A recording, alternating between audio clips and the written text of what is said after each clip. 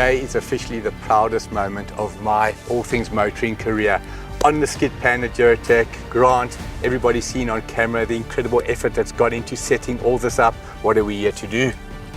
So Mike, the single cab Workhorse Bakkie in South Africa is the backbone of not only the South African motor industry, but it's the backbone of our economy.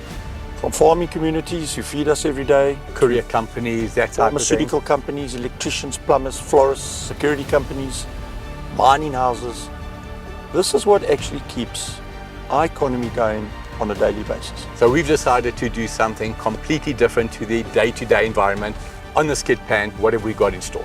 We've got a selection of vehicles, single cab, Workhorse, and in my career, I've never seen this done. We're going to compare them. We're going to do certain exercises today on the same day, same tracks. We've loaded a ton of sand on each vehicle, which I've never seen in my 42-year career. Normally motoring media programs or road tests, vehicle comparisons are done on the top echelon vehicle. We are taking the entry-level single cab, putting weight on, doing a few exercises. These are what they're designed to do, carry a ton, and we're going to see what they're going to do with a ton on the back. And I think I'm going to be pleasantly surprised.